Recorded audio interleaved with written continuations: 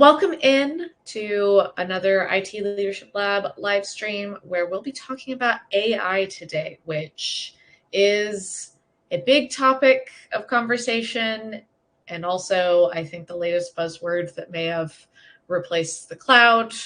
Uh, and AI has there's a lot of AI products now, and it's hard to determine what is actually AI, what is safe to use, things like that. So today I brought in a couple of IT leaders that are here to discuss a little bit about AI. And then I also have some examples. I asked the Spiceworks community what kind of AI tools they use. So we're going to go over those as well. But first and foremost, Brian, do you want to go ahead and introduce yourself to the community? I know you've been on a couple times before, but just in case there are people here that haven't met you before. All right. I'm Brian Walters. I'm the IT director at Pinnacle Structures. I'm in Cabot, Arkansas, which is about 18 miles northwest of northeast Little Rock, sorry. And I get to enjoy doing all kinds of IT things here. And I would say probably in the last 6 months, AI has just really taken over my world. It really has. Yeah, absolutely. Cynthia, you want to jump in here? Yep. Hello, everyone. My name is Cynthia. I'm the CTO of an MSP called WDCS. We are a healthcare MSP. I've been on quite a few of these talks, and I'm happy to be here today with y'all. Yeah, well, thank you for joining. I really appreciate it. And you have been on quite a few of them, and I'm always glad to have you back. So before we jump into actual use cases of AI and things that you might use AI for, I kind of wanted to talk about the topic of AI in general. So first and foremost, how should IT leaders be thinking about AI in their long-term technology strategy? And is it something that you're currently thinking about?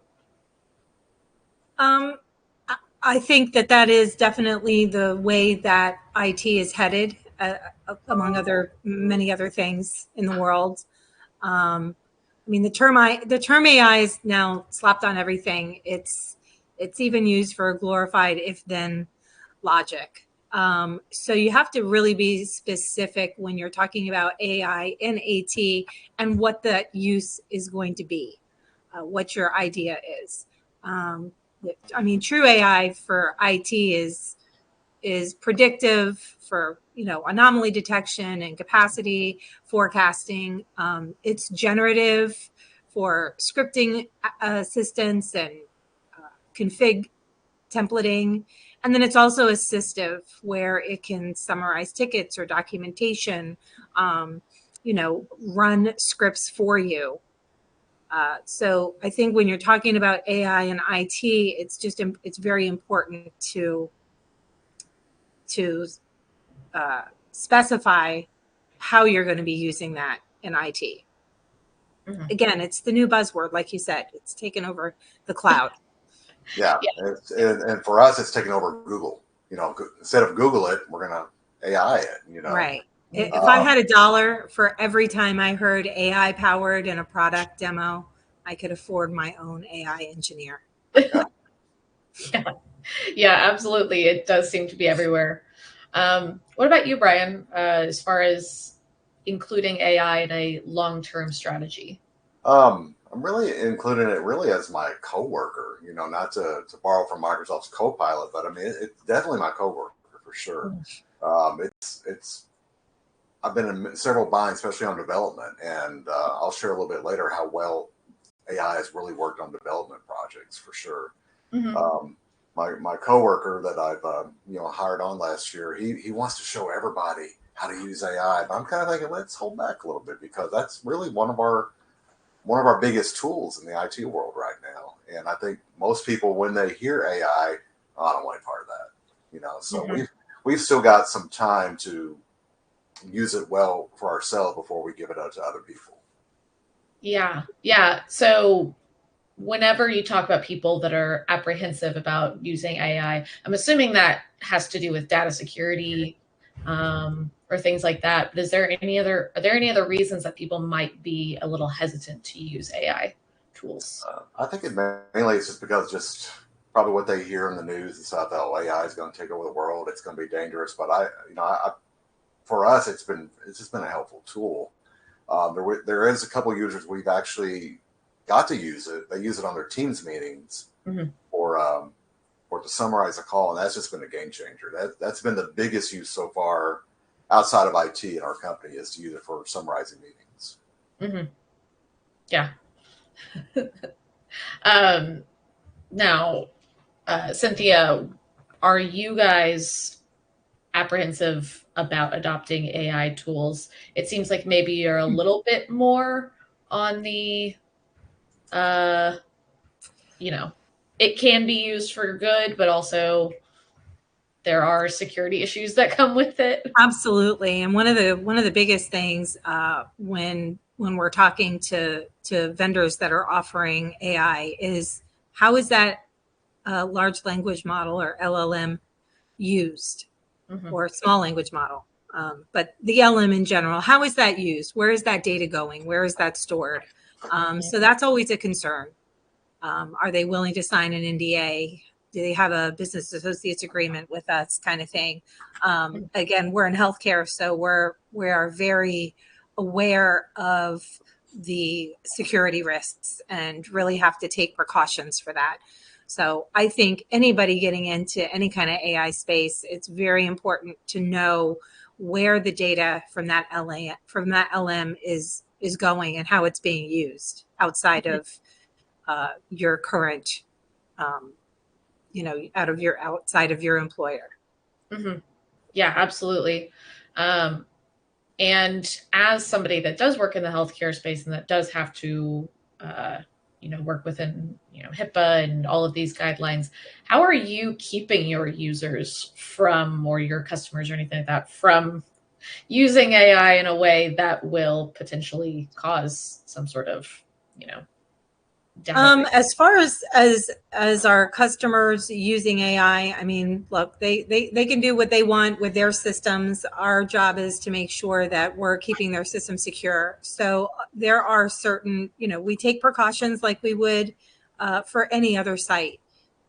We block a lot of things. If we, if the customer states, yeah, we don't want our employees on ChatGPT or on Grok or, using any of these computer generated graphic sites, then, we handle that like we would any other site. If it was Facebook or TikTok at work, we would block those sites. Unfortunately, with a lot of the search providers, it's integrated now, so it's almost unavoidable to block everything.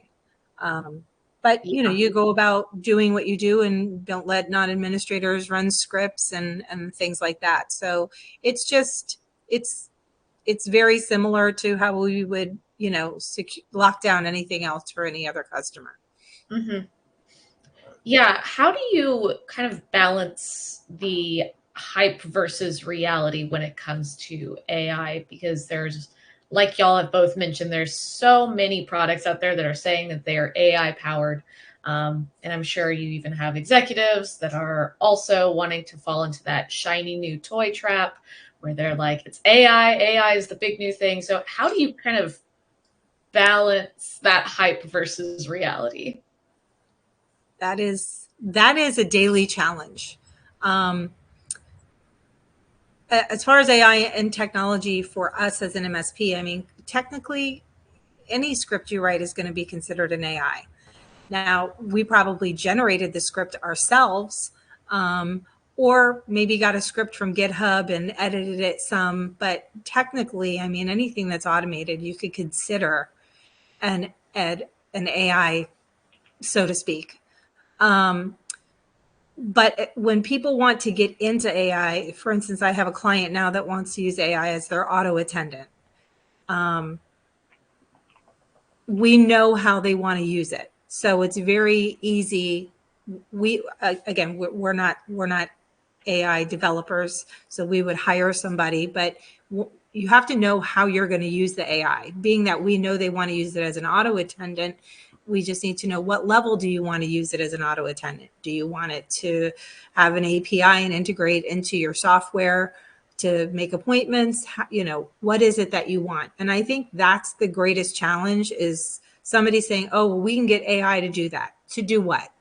What is it that you want AI to do? Because you have to be really specific. Do you want it to answer phones? Do you want it to type emails? Do you want it to, for us, respond to tickets or do password resets? Is it a chat bot that you need? Is it something behind the scenes?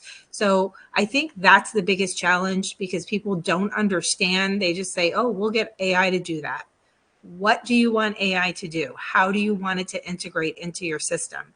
And that's the biggest challenge. Is that's when people start thinking, oh, I don't really know. I just know that AI can do it. Mm-hmm.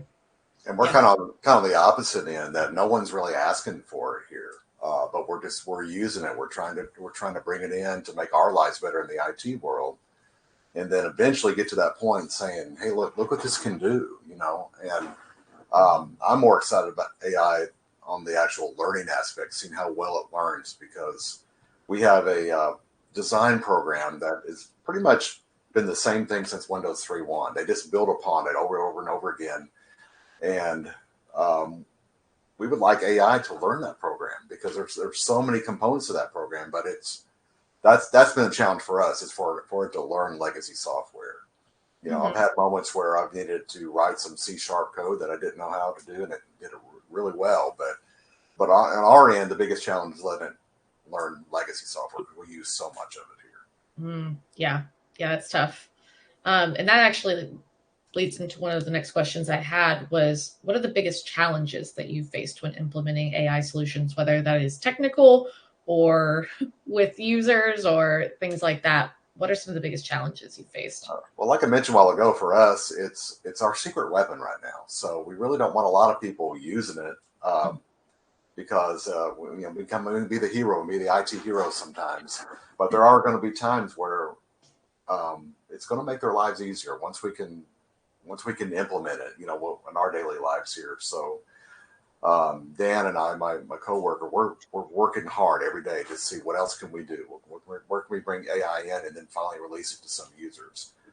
Like I mentioned, we've given Copilot Pro to a couple of users so they can summarize their calls, but we're actually giving some of our salespeople some tools to better write emails and things like that. So we're kind of still in the baby steps of giving it to our end users, but we would love to give them more power through the AI. Mm-hmm. Yeah, absolutely. Yeah, and again, we're using AI in our everyday processes, where AI is we have it in our ticketing system where it's summarizing tickets for us. We don't allow AI to do scripts that aren't. It has to be overseen at all times. So it's not allowed to just say, oh, it's this problem, we'll run the script. We have to give approval. But so we do have AI for script generation, for script review. All of our documentation and SOP now are going through AI. We have it log our security, or review our security logs every 12 hours. And then we do now have a new end user support chatbot for things like password resets and answering fax or escalating tickets. Mm-hmm. Yeah, that stuff takes up a lot of time. It's nice to minimize the time that's used on repetitive tasks, which I think is a big use case for AI. I think Derek had a really great comment here. The biggest challenge is that AI is making users lazy. Where users were, for the most part, forced to understand how something works, AI is robust in providing information. However, I find that users take the information and know that the output solution works, but they don't understand how the solution works. So I think that because users don't really understand what is going on behind the scenes, They're definitely more prone to putting sensitive information in there, or, not really understanding how it interacts with their day to day. So, and then Chris said we have someone that's going to move at the end of the year, is looking for a new job. He told me that he got a full-on phone interview from AI. Oh, wow. Definitely a moment when you start to question authenticity. Absolutely. Absolutely. I was saying we have a customer we're having a phone, actually just an AI receptionist done for them on the phone. And it's still being tweaked as we go, but it's live. And I can tell you there are many people that are calling that have zero idea that it's an AI chat box via voice. They have no idea, because her name's Haley, and she introduces herself and she answers everybody's questions. And if she doesn't know the answer to a question, she, tells them, we'll have to get back to you. I'm going to put you through to the mailbox for you to leave a message. I mean, people just have zero idea that who they're talking to and making an appointment with is not a human being. It is scary. Yeah. You feel like the use of AI can make IT folks feel a little bit less secure in their job, or do you feel like it is something that they see as an asset that helps them do their job better? Is there some sort of blocker there? Yeah, I'll jump in here. Dan, my coworker, he's all in on AI, but sometimes he'll come back and go, "Are we going to have a job in a year or so?" And I tell him, "Oh yeah, we definitely will." But I can see where that becomes a thought in an IT person. They're going to replace us, and in our company, I don't see that ever happening. They're always going to need us. They're always going to need us for the little things or the big things. But it's definitely come up more than once about, is this going to take over our jobs? Yeah. I think both of those concerns are true.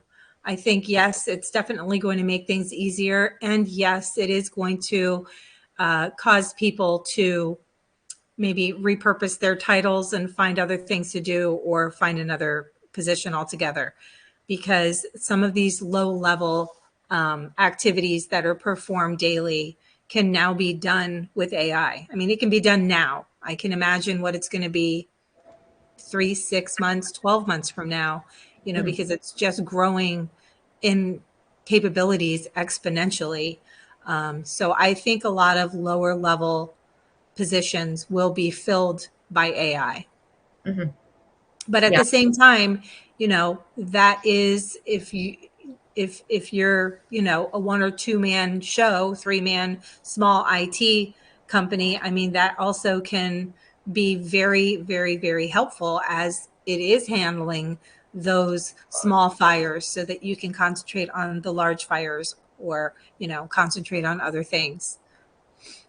And the best advice I can give to somebody that's in a small shop is to use AI every day and know how to talk to it.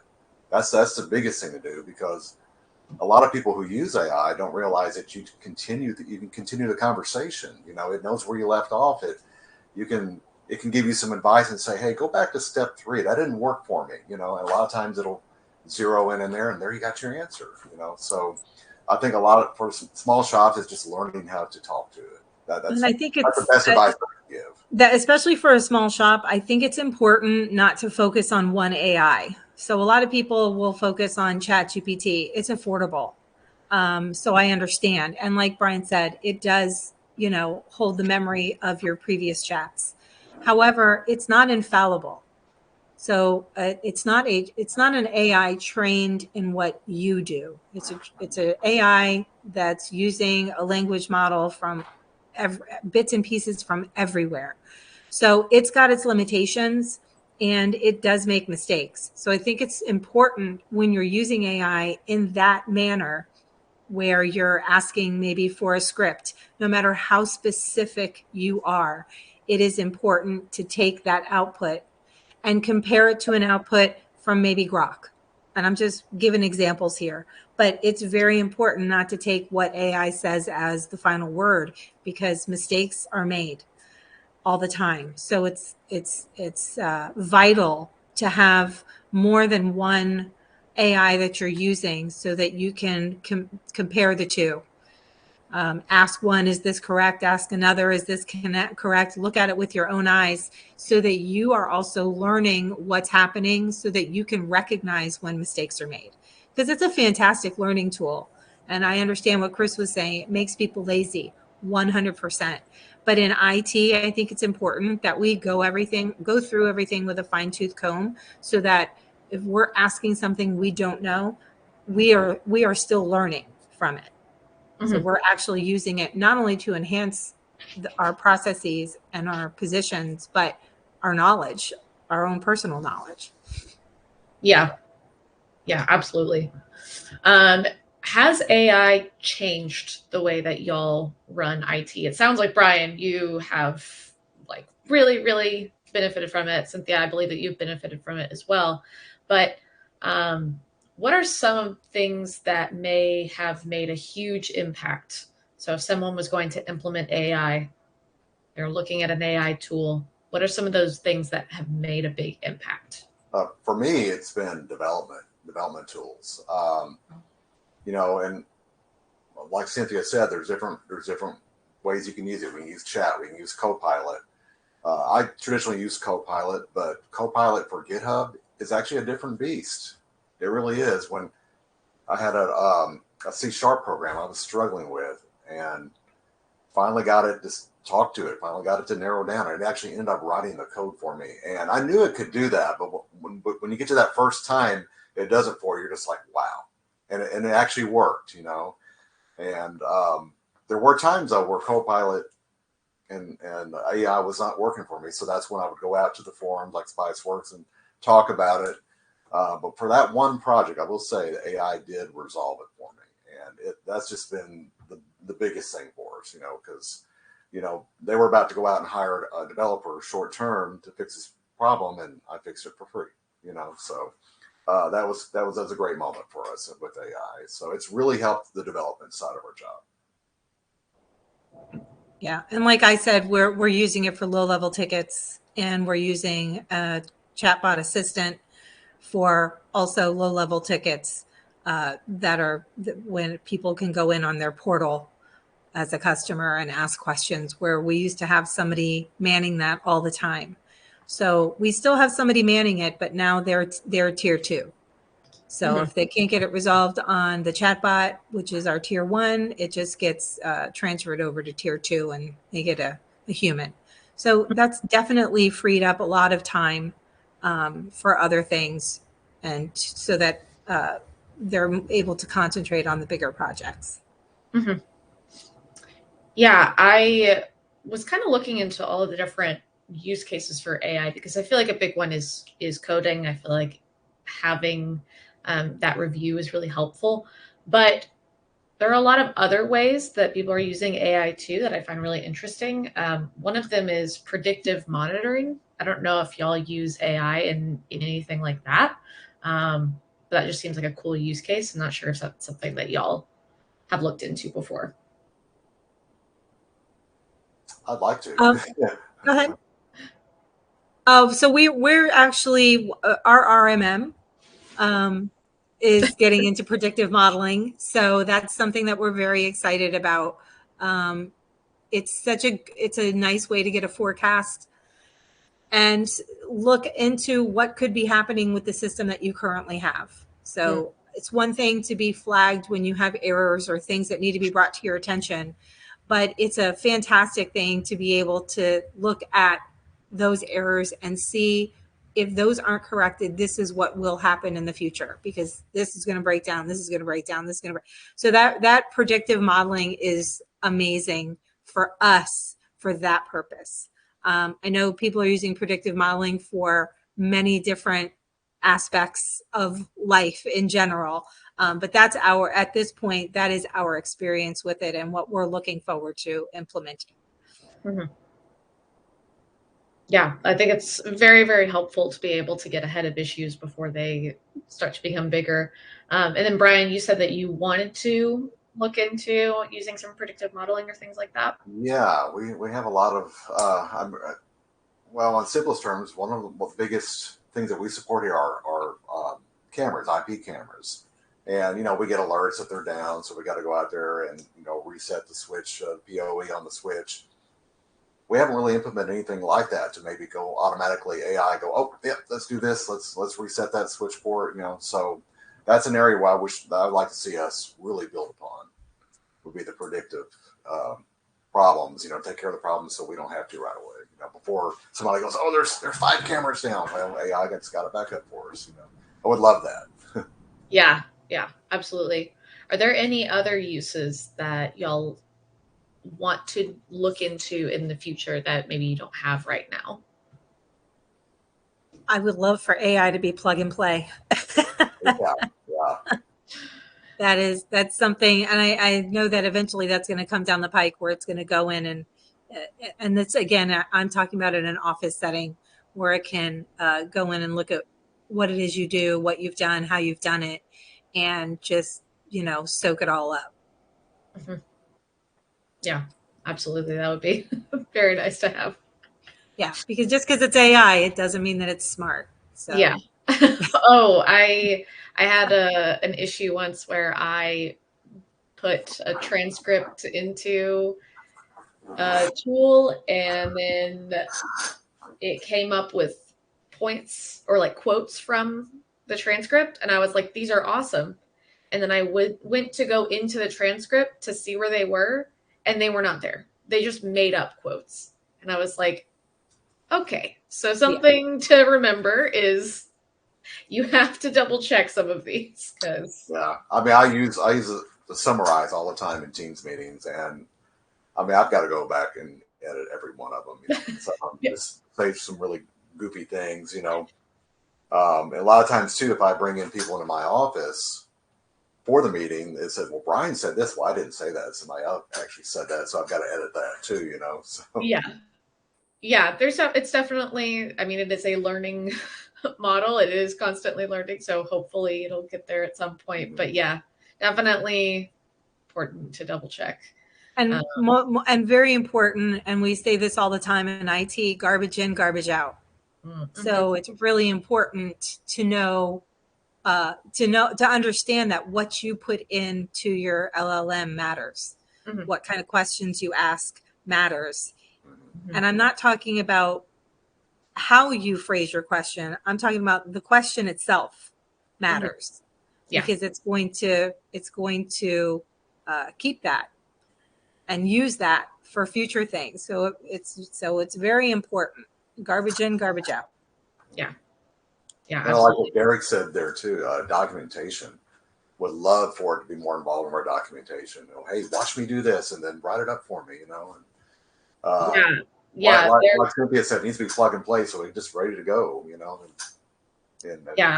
document all day for me.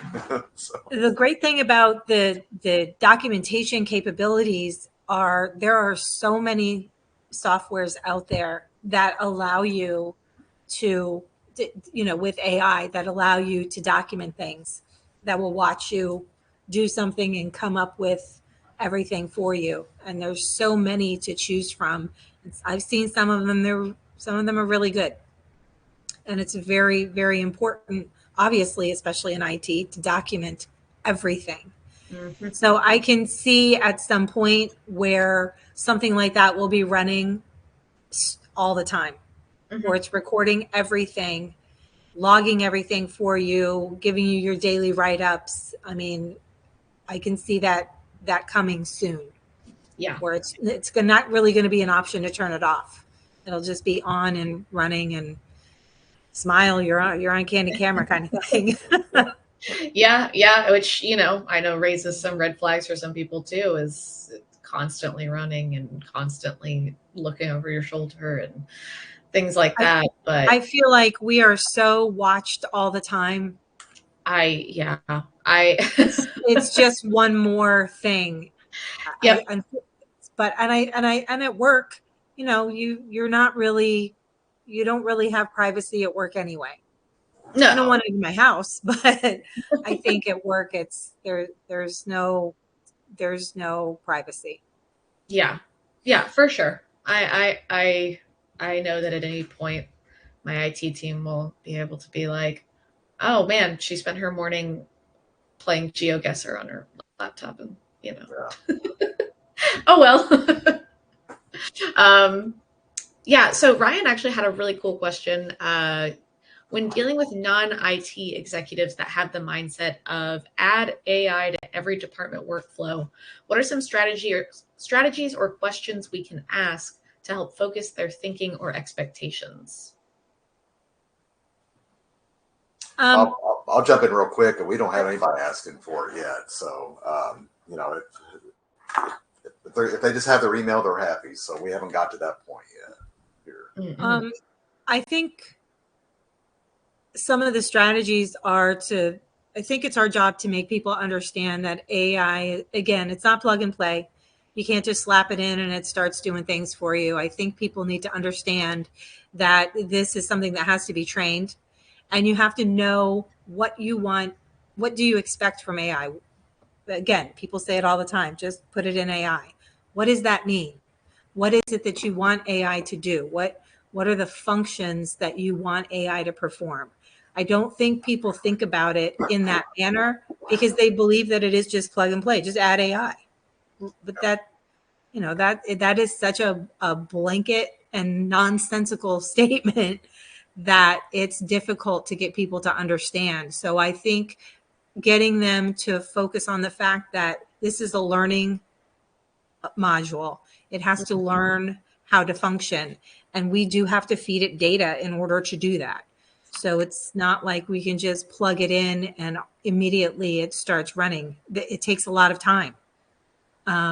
And I know people don't understand that because AI is everywhere and they see it just happening overnight. They think you can add AI into your daily workflow and immediately it's there and it's working, but it's not that way. And it's very difficult to get non-technical people to understand that this has to be trained. It is a program that has to be written. And maybe we're not physically typing in that information like we would if we were writing, a script, but it does have to be created, and it takes time and it takes a lot of direction from the person that's requesting this. Again, what are your expectations for AI? And then explain to them how that works. Mm-hmm. Yeah, I think that Derek said it well when speaking about and to AI. Getting specificity is key. Kind of what you were saying, Cynthia. What is the final outcome? That someone is looking for? Right. Because I feel like a lot of people might just think, like you're saying, Cynthia, you just put it in and you can suddenly your job is done for you, and that's definitely not always the case. I'll jump on that real quick. We've been trying to, and I won't be embarrassed to say that we're still on a Windows 2012 domain controller, and we've been trying to get it over to the latest version, and we've tried 3 times and it's not worked. And we've used AI, and it said, "Oh yeah, you need to do this, you need to do this, you need to do this." But we've reached a point sometimes with AI where we're stuck. We're getting in a loop, and sometimes it doesn't have the final outcome. We still have to rely on our I say spice heads, but the community out there to get past these stuck points. AI has been great for us, but it hasn't quite given us the final outcome on several things. Mm-hmm. Yeah, for sure. It definitely will take a lot of work. I think Nate also said something really helpful too. Preparing a cost benefit analysis would also be helpful in deciding if it makes business sense. Yes, but in order to do that, you need to know what is desired from the client, and that can be very difficult to get, or from the employer to find what, like Derek said, what is the final outcome you're looking for. So pulling that information out of somebody and making them understand is difficult, but you have to have that information before you can even do the cost benefit. You don't know if you're looking at a $2,000 LM or if you're looking at a $20,000 LM until you have all the information. It's difficult. Yeah, for sure. What are some like quick wins per se that someone could get with AI that might not have anything in place right now? I know it's not plug and play. I know it's a little bit more difficult to set up than you would think, but are there any ways that somebody could use AI right now that? Sure. Let's write those professional emails. Let's you write your email and now slap it into an AI and get it rewritten so that you sound like, that you sound professional. I think that's a big thing. And yet not too professional because you don't want to sound like a bot either. Oh, yeah. But I think helping with writing documentation, helping writing emails, I think that's a wonderful way to start using AI. Mm-hmm. Yeah, I agree. It works really well. Sometimes we have to send out really important emails. I do use that, but sometimes it's overexcited about. Oh, I'm looking forward to working with your team and the things I would normally say. So, yeah, you still have to go back in there and just kind of pull it back just a little bit. But I do want to stress when you're writing emails and you're doing documentation, you also have to be aware of the LM that you're using because, like I said, you want to be careful what you're putting into AI because depending on what AI you're using, where is that information going? Exactly. So that is very important when using an AI. You really, and again, I know you're looking for something easy, and that is an easy thing to do. Slap your email into AI and get it to come out very polished and grammatically correct. But it's also important to understand you don't want to be putting sensitive data in there if you don't know how that LM is being used. Yeah, absolutely. Derek also said right now everyone should be using it to learn since it's not going away. The more you interact with different models helps user go from knowing about AI to the understanding of AI. So. And if you're me, who likes to name their AIs, I'm always big on make sure you think you're AI because when they get to the point where they think they know that they know better than us, they're going to remember who thanked them for the information. And every single time I'm like, can you please do this? Thank you. I still call mine Cortana, so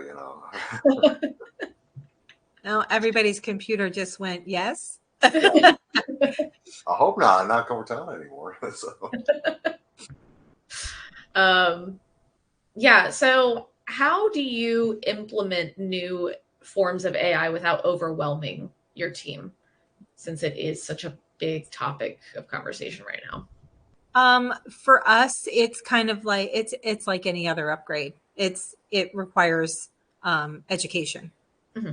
That's all. So anything we were adding or upgrading to, we want to learn everything about it so that we know how to use it. So that's kind of the way we handle it. It's just, another upgrade. Okay. Yeah.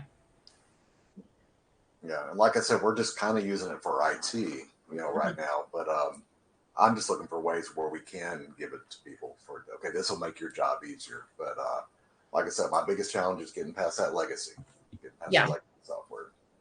Yeah, absolutely. And like Derek said, using IT or using AI to learn about AI. He's, everybody should be using it to learn about anything. But I tell people all the time when they say, I don't know how to use AI, that I can give you a 5-minute crash course and then you can use the AI to learn about AI. Yeah. Well, it's killing two birds with one stone because you're learning how it interacts that way. Yeah. Well, I'm going to go ahead and share my screen real quick because I kind of put together a presentation, not really a presentation, it's just a few slides with some examples from Spiceworks. I'm going to try to share this. Oh, can't do that. Never mind. Google Chrome doesn't have permissions. I feel like I've shared my screen before. Well, I'll go ahead and just kind of talk through them and then I can post it in the lab too after this. in the summary. But there were 4 responses that I kind of wanted to talk a little bit about. The first is IntelliCode auto completions in VS Code. I had no idea this existed, but in Visual Studio Code, there is something called IntelliCode. And basically what it says from their website is, from the Microsoft website, is IntelliCode whole line auto completions predict the next chunk of your code based on your current code so far and presents it as a gray text inline prediction, which is, I think that's pretty cool. I use that for emails sometimes, and it's interesting that it's in code too. So it can kind of autocomplete, so you can kind of fill in the code with things instead of having to write every single thing yourself. So obviously that is something that you're going to want to check on and make sure that it is correct before you just blindly accept that. Yeah, we've all used predictive text and it's gone awry. Yes. that is true. I think Derek also, Copilot Chat is available with licensed Microsoft users. This is a great start at little or no cost. However, I'm a big believer that a governance plan needs to come first, so employees know what is allowed to be ingested and what is not. Definitely really important. I think the thing that I'm getting the most from this is you have to be as specific as possible, whether it's with AI itself or with users. You have to be specific about what goes into AI and what comes out. So, but yeah, Copilot is great. You know, if you're already using Microsoft, you know, I think that is a great addition. Somebody also mentioned a new platform that I hadn't heard of. It's called Claude. I don't know if y'all have heard of Claude. Okay. Do either of you use it at all? Not yet. Okay.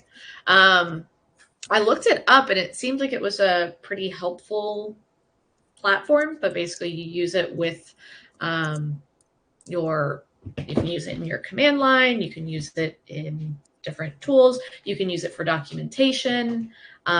This specific user also uses it to summarize log files, and it does data analysis. So I think those are all pretty cool pieces that you can use to kind of summarize your files and things like that. Also, sorry, my cat is up here and I'm trying to make sure he is not distracting anyone. But yeah, so it seems like a really cool tool to be able to summarize everything and check on your code. I'll go ahead and drop it in here as well.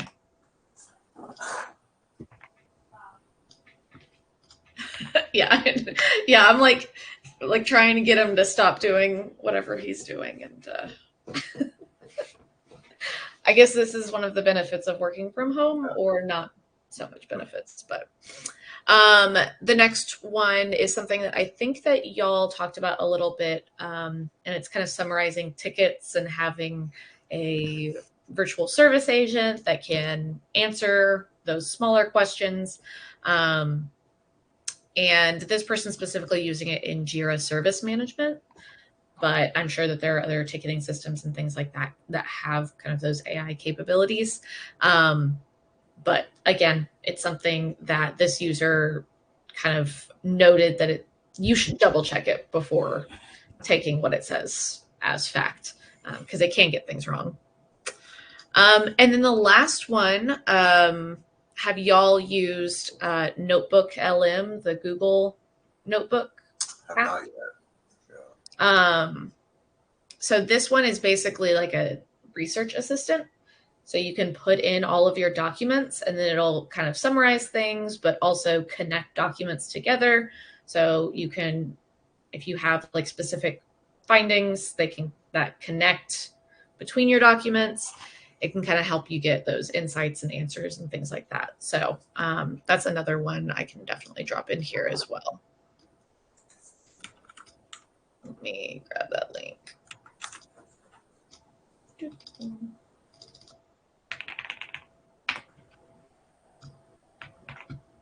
I think documentation is one of those topics that has a lot of potential for AI, because we don't always have time to go through every single document to try to find the answer that you need. And I think what's cool is that this one will actually show you the source of the answers rather than just telling you the answer and you kind of just have to take that as fact. It'll show you the source of it, so you can kind of see it in context. So, but yeah, those were the ones that I found on Spiceworks that I think would be really cool for people to be able to use on a day-to-day basis.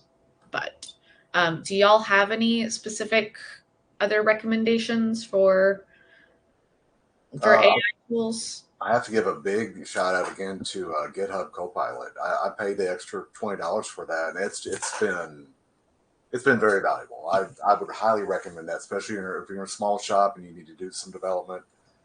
I can't wait to see where that goes because it's really been helpful for me. Yeah. Yeah, I'm a fan of GitHub in the IT in the IT realm for sure. I think there's just different LMs, different AIs for depending on what it is that you need.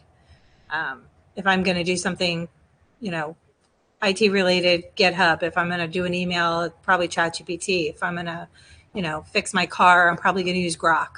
I don't really use Microsoft so much. I really don't use it at all personally, but I mean, so there's an AI LM for everything that you can do, but some are more geared towards certain things, like I said. So it's not a one size fits all solution. Mm-hmm. Yeah. I have not seen this GitHub Copilot, and as someone that is trying to learn C#, I might look into that. But I do want to mention we have been, we have a couple of subscriptions for our employees for IT courses, and I have seen a lot out there now that are very AI generated, yet they're basically like learning in a classroom live, or instead of watching a video or something, it actually will help you create a lab. You can ask it questions. And I think that is an excellent use of doing AI for learning, because it is interactive. And it might not be able to answer every real world scenario, but it's so far beyond watching a video to learn something that you have to constantly pause to follow along with. It's really I think changed the education landscape like exponentially. Yeah, absolutely. Derek said, especially with Copilot Chat right now, it's already integrated into the Microsoft Multiverse, and it can reference to SharePoint, Outlook, OneDrive, things like that, which I think is really cool. So something to consider is to look at the tools that you already have and what AI kind of integrates with that, because that will also help determine what AI you might use, what platform you might use. And I've used Adobe's AI a couple times, and it's actually been quite impressive. I haven't got really deep into it, but if you're using Adobe products, its AI is pretty good. Yeah. Okay. Good to know. I've never used it, so. I see Jesse here mentioned using it for a legal matter, and I too used it for a legal matter a couple of months ago, where I literally uploaded all kinds of court documents, and was blown away at the response. I mean, court documents are going to be answered differently based on what state you're in. And it took all of that into account and gave me the documentation even to respond, not just the verbiage, but the documentation to use. And of course, I did cross-check it with an attorney, and they were like, wow, you don't need us. That's too bad, It's too bad AI can't show up in court with you. So yeah, it was pretty incredible. Wow. It is wild how many things that you can that you can use AI for. Tyler mentioned, and it's something we did touch on, but something important to be aware of is data protection. ChatGPT, Copilot, and Claude have the ability to turn off data sharing in training.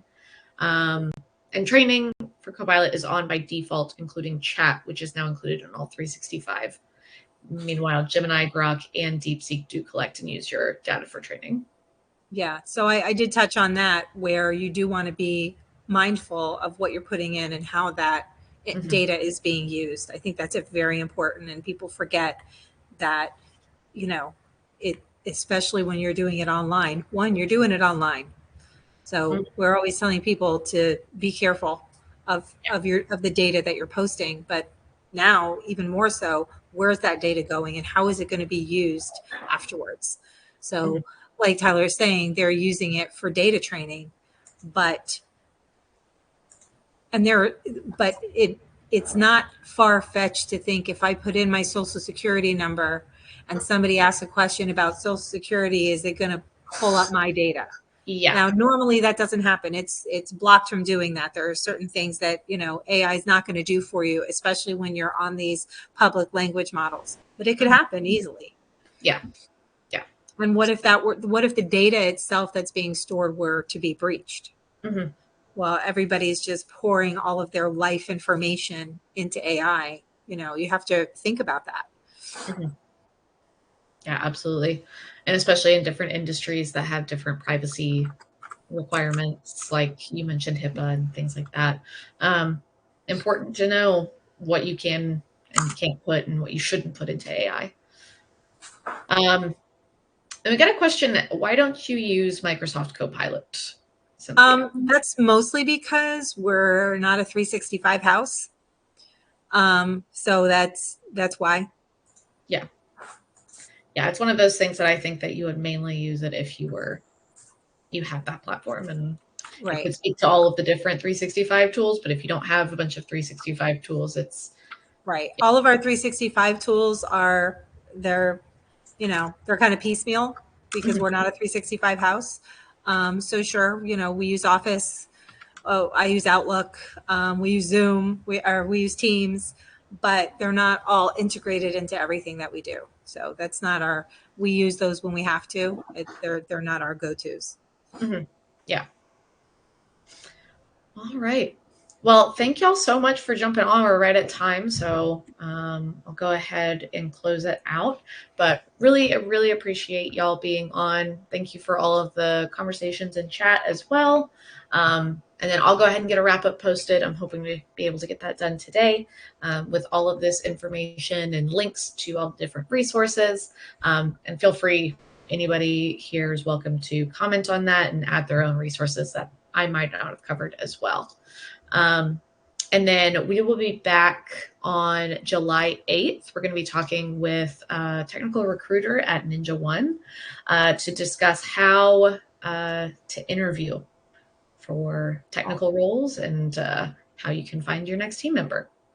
But I think that's it for me today. Thank you all again for joining, and we'll catch y'all in the next one. All right. Thank you. All right. Take care. Bye, y'all.